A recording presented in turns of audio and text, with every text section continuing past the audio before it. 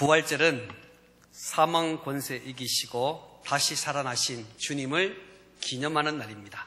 부활절은 기독교에 있어서 가장 핵심된 교리가 부활이라는 교리입니다.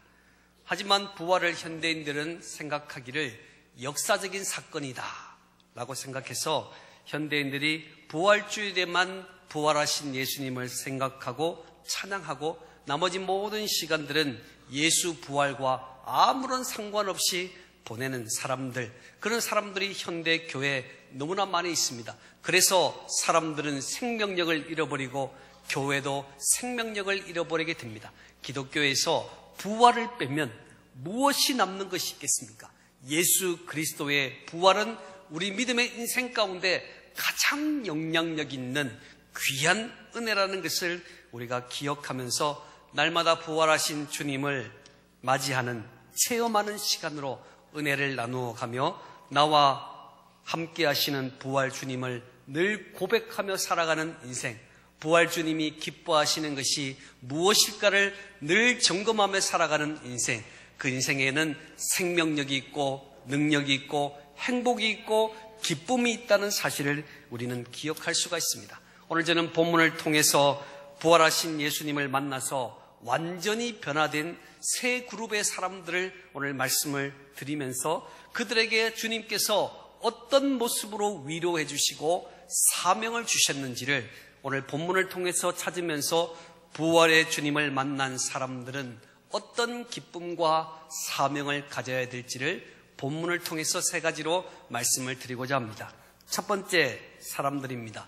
부활 주님을 만난 첫 번째 사람들은 슬픔이 가득 찬 사람들이었습니다. 그의 마음은 슬픔으로 가득했습니다. 어찌 살아야 될 것인가? 어떻게 인생을 살아야 될 것인가? 늘 슬퍼하는 인생이 오늘 부활을 만난 첫 사람들의 모습입니다. 오늘 그 모습은 부활의 첫 증인된 막달라 마리아였습니다. 당시 여인들은 법정의 증인으로 채택될 수가 없었습니다. 명수에도 들어가지 않았기 때문에 법정에서 나는 이것을 보았소 해도 여인들은 효력이 없어요. 그러나 오늘 우리 주님께서 가장 천하디 천한 여인이었고 가장 많은 사람들에게 손가락질 받을 만한 막달라 마리아를 통해서 부활의 첫 증인을 세우면서 주님이 부활하심을 선포하고 있는 모습을 볼 때 우리 하나님께서, 우리 주님께서 오늘 이 한 시간 저와 여러분에게도 필요하셔서 이 자리에 부르시고 나의 신분, 나의 능력, 나의 모든 것을 없이 하고 오히려 한 사람의 예배자로 서 있는 저와 여러분을 통해서 부활의 기쁨을 나누시는 분이심을 믿으시기를 바랍니다. 이 여인은 7 귀신이 들려서 폐인이 된 사람이었습니다. 귀신 들려 폐인된 인생을 살아가는 이 여인에게 예수님이 찾아오셔서 건강을 회복시켜 주셨습니다. 너무너무 감사했죠. 그래서 마리아는 끝까지 예수님께서 갈보리에서 십자가 지실 때까지 한 방울의 피 아낌없이 다 흘리실 때까지 마지막 순간까지 십자가 옆에서 주님을 지켰습니다. 너무너무 슬펐습니다. 너무너무 괴로웠습니다. 내가 사랑하고 있는 예수님, 내가 사랑하여 일평생을 따라야 할 예수님이 십자가에 못 박히시니 얼마나 슬퍼했겠습니까? 이제는 십자가에 다 피를 쏟으시고 운명하신 주님을 보면서 해가 기울어 가고 있습니다. 안식일이 곧 찾아오기 때문에 예수님의 장사를 지낼 시간이 한두 시간밖에 남지 않았어요. 당시에 장사를 지내기 위해서는 이틀이란 긴 시간을 준비하면서 장사를 잘 했던 당시의 관습에 비하면 남은 시간이 한두 시간 남짓한 이 시간이었기 때문에 예수님의 장례를 대충 처리하여 무덤에 안치하게 되었습니다. 예수님을 사랑하는 마리아는 마음이 너무 아팠습니다. 그래서 안식일 후 첫날 새벽에 향유를 들고 예수님의 무덤으로 찾아갔습니다. 마가복음 16장 1절에 동일한 본문에서는 야고보의 어머니 마리아와 살로메가 함께 했다라고 성경은 기록하고 있습니다. 무덤 앞에 찾아왔더니 돌이 무덤에서 옮겨진 것을 보게 되었습니다. 자, 오늘 본문 20장 1절 말씀을 한번 읽어보겠습니다. 시작. 마리아가 무덤에서 옮겨진 것을 보고. 아멘. 아멘. 그렇습니다. 마리아는 감성이 있는 사람이었습니다. 그래서 슬픔의 시간에 눈물 흘릴 수 있는 감성이 있습니다. 또한 예수님을 끝까지 지키며 새벽 미명의 예수님의 무덤에 찾아갈 만큼 열정이 그에게 있었습니다. 그러나 오늘 본문 9절의 말씀을 보실까요? 9절 읽겠습니다. 시작. 성경에 죽은 자 가운데서 다시 살아나야 하리라 하신 말씀을 아직 알지 못하더라. 아멘. 아멘. 그렇습니다. 오늘 성경에 말하기를 그가 죽은 자 가운데서 다시 살아나야 하리라 라고 하신 말씀을 성경에 기록되어 있는데, 오늘 마리아는 감성도 있고 눈물도 있고 열정도 있었지만 성경을 잘 알지 못했어요. 예수님이 살아나리라 하신 그 말씀을 그들은 알지 못했습니다. 돌이 옮겨진 빈 무덤과 잘 개어진 수건을 보았을 때 예수님이 평소에 제자들과 많은 사람들에게 말하기를 내가 부활하리라 하신 말씀을 오늘 빈 무덤을 보고 수건이 잘 개어진 것을 볼 때 깨달아 알 수 있어야 되는데 그들은 깨닫지 못했습니다. 눈물도 있었으나 슬픔도 있었으나 예수님을 향한 열정도 가지고 있었으나 하나님의 말씀을 알지 못하니 주님이 이루신 역사를 그들은 깨닫지 못했습니다. 그렇습니다. 오늘 우리들에게 부활의 이 아침에 감성과 열정보다 말씀을 아는 것이 더 중요하다는 말씀을 드리고 싶습니다. 같이 해볼까요? 감성과 열정보다 말씀을 아는 것이 중요합니다. 막달라 마리아는 하나님의 말씀을 알지 못했기 때문에 슬퍼했습니다. 슬픔에 잠긴, 그래서 울고 있는 마리아를 향해서 주님이 제일 먼저 찾아왔습니다. 마리아를 만나러 오셨습니다. 사랑하는 성도 여러분, 우리 주님이 부활하셔서 처음 만나는 사람이라면 아마 권세 있는 아리마대 요셉이라든지 니고데모 정도 되어야 부활의 기쁜 소식을 더 힘있게 전할 수 있지 않겠습니까? 그런데 우리 주님께서 찾아오실 때에 가장 슬픔이 많고 가장 연약하고 가장 부족하게 보이는 이 여인을 찾아서 부활의 소식을 먼저 전해주시는 우리 주님의 모습을 보게 됩니다. 15절 말씀에 보면 여자여 어찌하여 울며 누구를 찾느냐라는 말씀을 했을 때 그녀는 그가 동산지기인 줄 알고 주여 당신이 옮겼거든 어디에 두었는지 내게 이르소서 그리하면 내가 가져가리이다 그랬어요. 예수님이 찾아오셔서 말씀하시는데도 그는 깨닫지 못했습니다. 이때 부활하신 주님께서 16절 말씀 읽어볼까요? 16절 시작. 라보니 하니 이는 선생님이라는. 아멘. 부활하신 주님이 부르십니다. 마리아야 부르셔요.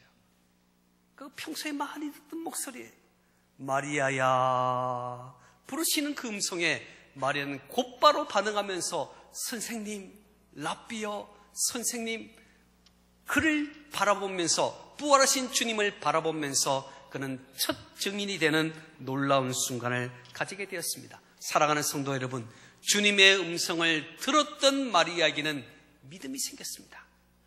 말씀은 들음에서 난다라고 로마서 10장 17절에 말해주고 있습니다.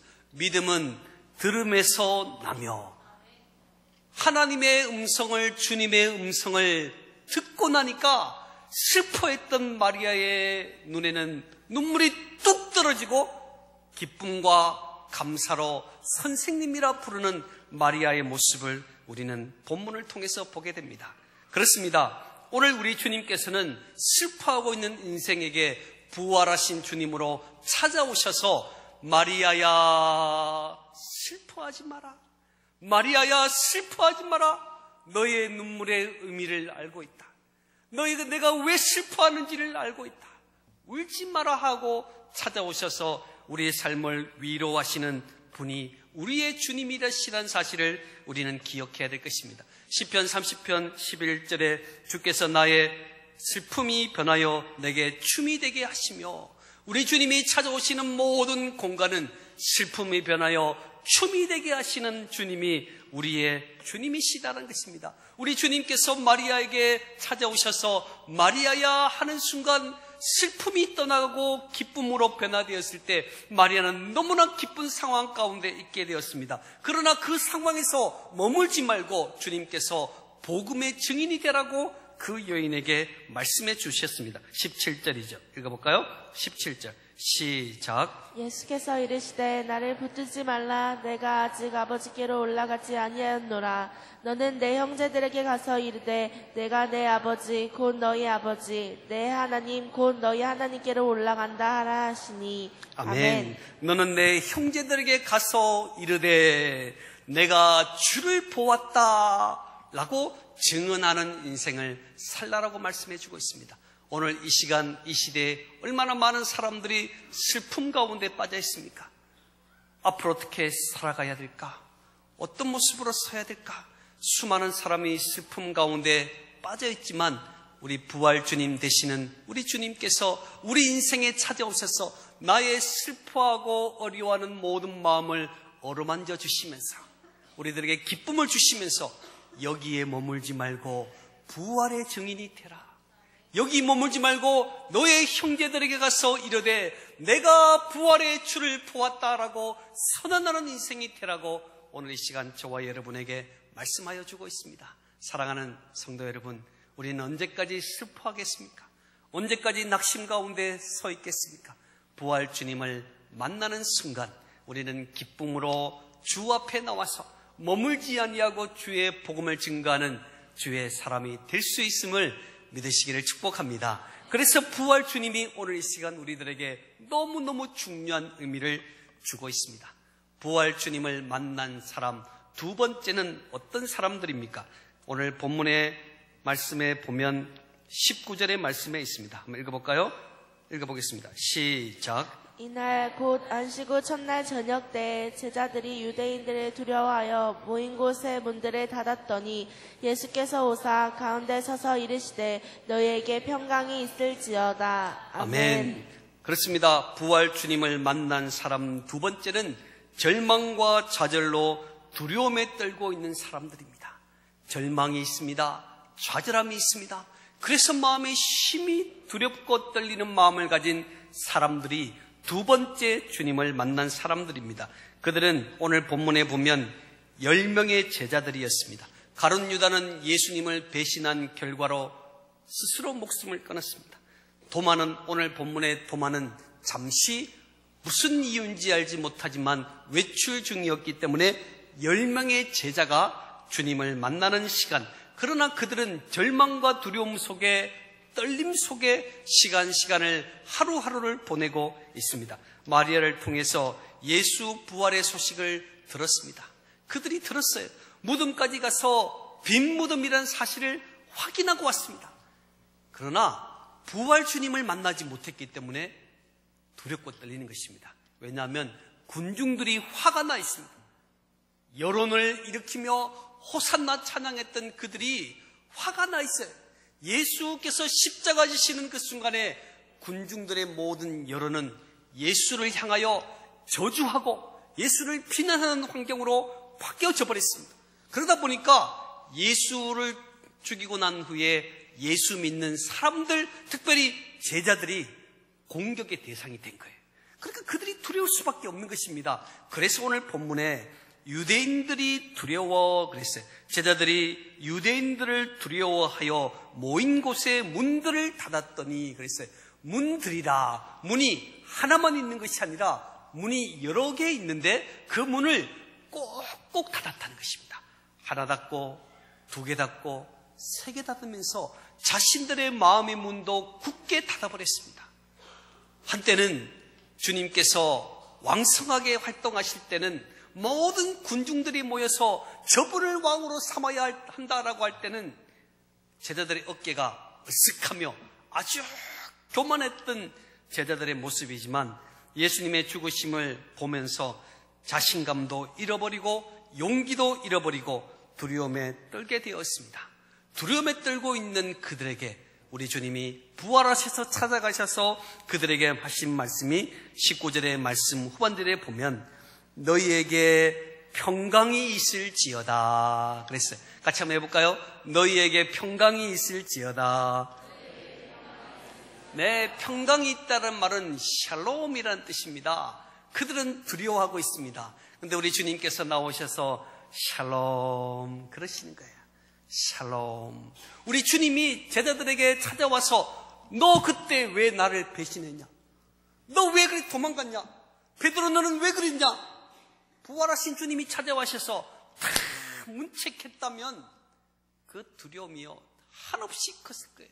그러나 제자들에게 아무 말씀하지 않으시고 너희에게 평강이 있을지어다.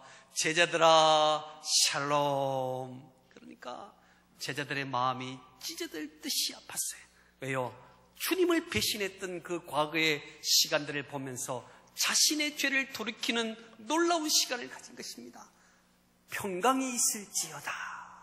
이 말씀에 제자들은 위로함을 받고 죄의 모든 부분들을 고백하면서 주님 앞에 서게 된 것입니다. 자신감을 가지게 되었습니다. 아, 주님께서 나의 죄를 용서해 주시는구나. 우리 주님께서 나의 죄를 모른다 하면서 나에게 사랑을 베푸시는구나. 그의 마음에 뜨거운 확신이 생기게 되었습니다. 그리고 20절 말씀에 이 말씀을 하시고 손과 옆구리를 보이시니 제자들이 주를 보고 기뻐하더라.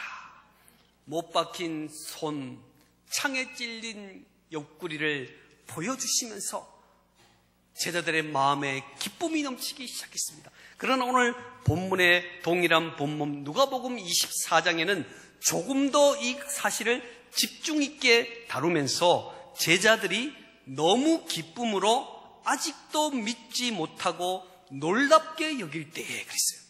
제자들에게 손도 보여주고 옆구리도 보여줄 때 제자들이 기뻐했다고 말하지만 그 속에 너무 기뻐가지고 아직도 믿지 못하고 놀랍게 여길 때에 우리 주님이 너에게 무슨 먹을 것이 있느냐 가지고 오라 해서 직접 음식을 잡수시면서 자신의 몸이 부활하신 몸임을 명확하게 제자들에게 확인해 주셨습니다.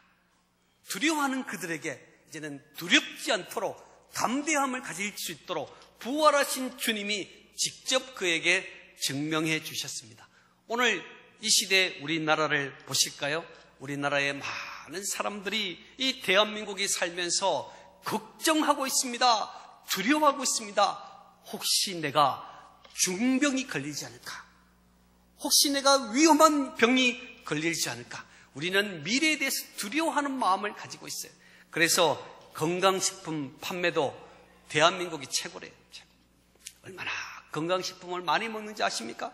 건강식품을 그렇게 많이 먹어요, 우리 대한민국이요. 왜? 두려움 때문에. 두려움 때문에. 오늘 제자들도 두려워했습니다. 너무 무서웠습니다. 절망이 그들에게 있었습니다. 이제는 우리가 일평생 이렇게밖에 살 수밖에 없다라고 생각하는 두려움이, 미래에 대한 두려움이 그들에게 있을 때 우리 주님이 찾아오셔서 평강이 있을지어다라고 말씀해 주면서 두려움이 변하여 담대함으로 바꾸는 놀라운 축복을 주시면서 오늘 21절 말씀에 이런 말씀을 주셨어요. 같이 한번 읽어볼까요? 21절 말씀 시작. 예수께서 또 이르시되 너희에게 평강이 있을지어다. 아버지께서 나를 보내신 것 같이 나도 너희를 보내노라. 아멘. 아멘. 아버지께서 나를 어디로 보내신 것처럼 세상에 보내신 것 같이 나도 너희를 세상으로 보내노라 라고 말씀하셨어요. 조금 전에는 두려워했던 사람인데 이제는 부활 주님 만나서 담대하고 나니까 우리 주님께서 너는 세상으로 가서 나의 파송받은 자답게 책임을 다하며 살라라고 말씀했어요. 오늘 저와 여러분이 우연한 기회에 이 자리에 있는 줄 알았는데 우리 주님이 파송하셨다는 사실을 우리가 이 본문을 통해서 우리는 깨달을 수 있습니다. 같이 한번 해볼까요? 나는 하나님으로부터 파송받았습니다. 자, 우리 옆 사람에게도 인사하겠습니다. 나는 하나님께 파송받았습니다. 네, 주님의 두려워하는 제자들에게 주님이 담대함을 주시면서 너는 세상으로 나가라. 그래서 주의 복음을 증거하는 파송받은 자답게 살아가는 책임을 다하는 사람들이 되라라고 말씀했어요. 나를 보고 부활주님을 발견한다는 거예요. 나를 보고 부활주님이 어떤 분이시라는 사실을 발견하는 삶을 살아가야 된다라고 말씀을 해주고 있습니다. 이 부활의 아침에 저와 여러분의 삶을 돌아보실까요? 나는 정말 파송받은 자답게 살아가고 있는가? 나를 보고 정말 부활하신 주님을 발견할 수 있을까? 자, 우리 옆 사람에게 직접 한번 물어보겠습니다. 당신을 보고 부활하신 주님을 발견할 수 있을까요? 오늘 우리 부활하신 주님께서는 나를 보고 부활하신 주님을 발견할 수 있는 인생으로 살아가야 한다고 말씀해 주고 있습니다. 또한 22절 말씀에 이 말씀을 하시고 그들을 향하여 숨을 내쉬며 이르시되 성령을 받으라 그랬어요. 여러분, 파송받은 자답게 살아가면서 우리들에게 필요한 것은 성령이다라고 말씀해 주셨어요. 우리가 예수 그리스도를 나의 하나님, 나의 구주로 고백하는 순간 내 속에는 성령님이 계시는데 이 본문에서 성령을 받으라는 말이 무엇일까요? 그것은 성령으로 무장하라, 성령의 충만함을 얻으라 라고 우리 주님이 말씀해 주고 있어요. 파송받은 자답게 살아가기 위해서는 성령의 은혜가 없으면 안 된다는 거예요. 성령께서 강권적으로 내 삶을 역사하지 않으면 우리는 결코 파송받은 자답게 살아갈 수가 없다는 것입니다. 숨을 내쉬며 성령을 받으라 라고 우리 주님이 말씀하셨어요. 또한 23절의 말씀에는 이렇게 이야기하고 있습니다. 읽어볼까요? 시작. 너희가 누구의 죄든지 사하면 사하여질 것이요 누구의 죄든지 그대로 두면 그대로 있으리라 하시니라. 아멘. 그렇습니다. 너희가 누구의 죄든지 사하면 사하여진다. 이 말씀을 보고 성경을 잘못 해석하여 어느 곳에는 이렇게 이야기합니다. 내가 죄사함의 권세가 있다. 교회가 죄사함의 권세가 있다라고 잘못 해석하는 분들이 있습니다. 그러나 오늘 이 본문의 말씀은 무엇입니까? 너희가 나가서 하나님의 용서를 외치고 용서해 주면, 용서의 삶을 살면, 사랑의 삶을 살면 너희도 사랑을 받고 너희도 용서받게 될 것이다 라고 말씀해 주고 있습니다.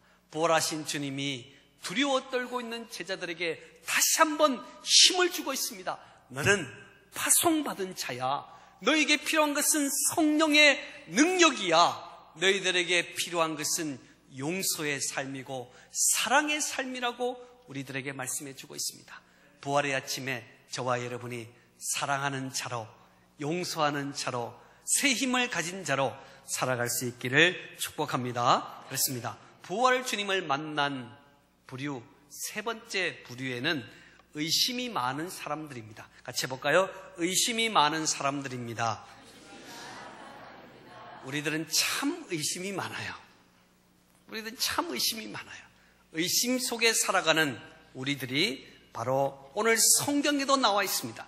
부활하시는 주님을 만난 자리에 누가 없었습니까? 도마라는 제자가 없었습니다. 이 도마라는 이름은 쌍둥이라는 뜻을 가지고 있는데 오늘 이 도마는 히브리 말입니다. 히브리 말로 도마라, 헬라 말은 디두모라라고 말해주고 있어요. 이런 이름을 가진 도마 제자가 예수님을 만나는 그 자리에 빠져버린 것입니다. 오늘 도마가 믿음의 회의가 생긴 것은 언제일까요? 공동체를 소홀히 하고 그 공동체에서 떠나는 순간 그는 믿음의 회의가 찾아오게 되었습니다. 성도의 신앙은 바로 공동체를 통해서 성장하기 때문입니다. 아, 나는 잘났으니 나 혼자 신앙생활하면 되겠다. 불신자가 됩니다. 오늘 하나님께서 성도들에게 공동체를 통해서 아름다운 신앙생활을 하게 하신 것은 공동체를 통해서 우리의 신앙이 성장할 수밖에 없는 것입니다. 자, 25절 말씀을 한번 읽어보겠습니다. 25절 시작. 다른 제자들이 그에게 이르되 우리가 주를 보았노라 하니 도마가 이르되 내가 그의 손에 못자국을 보며 내 손가락을 그 못자국에 넣으며 내 손을 그 옆구리에 넣어보지 않고는 믿지 아니하겠노라 하니라. 아멘. 24절을 보세요. 도마는 예수께서 오셨을 때에 어떻게 한 자라고요? 함께 있지 아니한 자라 그랬어요. 그는 11명의 제자의 대열에서 떠나 있었던 사람입니다. 그러다가 다시 제자들의 무리 속에 찾아오게 되었을 때 다른 제자들이 말하고 있습니다. 글쎄 부활하신 예수님이 찾아오셔서 우리들에게 이렇게 했대 라고 생동감 있게 말해주고 있습니다. 오늘 본문 25절에 보면 다른 제자들이 그에게 이르되, 이 이르되라는 의미는 뭐냐면은 미완료형입니다. 미완료형이라는 것은 한 번만 이야기한 것이 아니라 계속 이야기했다는 거예요. 계속. 제자들이 계속 도마에게 예수님이 행하신 일들을 계속해서 말해주는 거예요. 계속해서 말해주는데도 도마는 거부 반응을 했습니다. 거부 반응을 했어요. 자, 한번 볼까요? 25절 말씀이죠. 읽어보겠습니다. 25절 읽으셨죠? 네. 25절 보시면요. 다른 제자들이 그에게 이르되 우리가 주를 보았노라 하니 도마가 어떻게 했어요? 내가 그의 손에 못자국을 보며 내 손가락을 그 못자국에 넣으며 내 손을 그 옆구리에 넣어보지 않고는 믿지 않겠다. 믿지 않겠다. 나는 안 믿어. 왜? 내가 안 봤으니까. 내가 안 봤으니까 난 몰라. 라고 도마가 얘기했습니다. 오늘 여기서 보면요, 우리가 잠시 이 사람들의 기질들을 이해하기 위해서 히포크라테스라는 분이 사람의 기질을 설명하면서 이런 기질은 어떤 성향이 있다라고 가르쳐주는 부분에 있어서 이 도마라는 사람은 점액질에 속하는 사람인데요. 이 점액질의 특징은 뭐냐면 자기주관적이에요. 자기주관. 자기가 생각하는 대로 자기 느낌으로 이끌어가는 사람이 도마입니다. 또 이 사람은 판단을 참 잘합니다. 점액질은 판단도 잘하고 일도 잘합니다. 그런데 말이 많은 사람입니다. 일은 열심히 하는데 시도 때도 없이 말을 하는 거예요. 판단은 잘하는데 계속 뒷말을 하는 사람이 이 점액질인데, 이 사람의 가장 큰 특징은 뭐냐면 자기가 없을 때 일어나는 일은 다 무시, 다 반대하는 성향이 점액질의 성향입니다. 오늘 이 도마가 제자들이요 계속 이야기하는 거예요. 한 번 이야기한 게 아니에요. 계속 이야기, 아침 먹고 이야기하고 점심 먹고 이야기하고 계속 이야기하는데도 안 믿어. 왜? 내가 안 봤으니까. 네, 오늘 기질을 아시겠죠? 이 기질을 가지고 도마가 계속하여 자기의 판단에 잣된 시각, 감각으로 확인해야 믿겠다는 실존주의적 철학의 모습으로 이 도마가 서 있습니다. 내가 예수님의 손의 못자국을 보고 내 손으로 옆구리에 넣어보지 않고서는 결코 믿지 않을 거야 라고 했어요. 그러니까 우리 주님이요, 의심하는 사람은 또 의심하는 대로 찾아오신다니까요. 참 놀라우신 부활의 주님이세요. 자, 한번 보실까요? 26절 읽어보겠습니다. 26절 시작. 여드레를 지나서 제자들이 다시 집안에 있을 때 도마도 함께 있고 문들이 닫혔는데 예수께서 오사 가운데 서서 이르시되 너희에게 평강이 있을지어다 하시고. 아멘. 아멘. 자, 여드레 8일이 지났습니다. 제자들이 다시 집안에 있을 때 도마도 함께 있고 문들이 닫혀 있는데 예수께서 오사 가운데 서서 이르시되 너희에게 평강이 있을지어다 그랬어요. 도마가 기절 첩봉을 하는 거예요. 너에게 평강이 있을지어다 라고 말로만 듣던 예수님, 부활하신 예수님이 바로 눈앞에 나타났습니다. 너무나 놀랐습니다. 자, 보실까요? 오늘 27절 말씀 읽어보겠습니다. 시작. 도마에게 이르시되 내 손가락을 이리 내밀어 내 손을 보고 내 손을 내밀어 내 옆구리에 넣어보라. 그리하여 믿음 없는 자가 되지 말고 믿는 자가 되라. 아멘. 예수님이 찾아오셔서 의심 많은 도마야, 넣어보라. 여기에 손을 넣어보라. 그리고 그리하여 믿음 없는 자가 되지 말고 믿는 자가 되라. 의심하는 자에게 필요한 것은 믿음입니다. 우리 주님, 부활의 주님이 직접 찾아오셔서 의심하는 도마에게 믿는 자가 되라, 믿음을 가진 자가 되라 라고 말씀하실 때 더 이상 그런 불평의 사람이 아니었습니다. 하나님의 말씀만 믿는 믿음의 사람으로 다시 한번 새롭게 서는 놀라운 은혜를 가지게 되었습니다. 훗날 예수 그리스도를 믿는 믿음 때문에 훗날에 인도까지 가서 복음을 증거하다가 순교당하는 일들도 도마에게 있게 되었습니다. 의심했는 사람인데, 모든 것에 의심이 많았는데 부활하신 주님을 만나니까 의심이 사라지고 믿음이 생기면서 여호와를 기쁘시게 하는 일로 쓰임받고 있는 모습을 보게 되는 것입니다. 그래서 그는 28절에 주님은 나의 주시며 나의 하나님이십니다. 주님은 나의 주시고 나의 하나님이십니다라는 고백을 하게 되었습니다. 도마가 직접 손에 넣어 보았는지 보지 않는지는 본문에서 기록하고 있지 않지만 아마 넣어 보지 않았던 것 같습니다. 오늘 29절의 말씀을 볼까요? 29절 읽겠습니다. 시작. 너는 나를 본고로 믿느냐? 보지 못하고 믿는 자들은 복되도다 하시니라. 아멘. 너는 나를 본고로 믿느냐? 보지 못하고 믿는 자들은 복되도다. 같이 해볼까요? 보지 못하고 믿는 자들은 복되도다.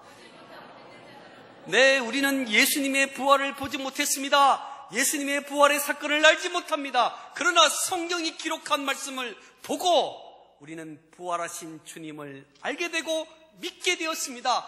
너는 보고 믿느냐? 보고 보지 않고 믿는 자는 복되도다라고 말씀해 주셨어요.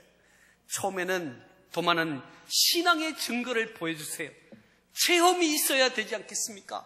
증거가 있고 체험이 있어야 내가 믿을 수 있지요 라고 말하는 그에게 우리 주님은 찾아오셔서 말씀만으로 믿는 믿음의 성숙한 신앙을 말씀해 주셨습니다.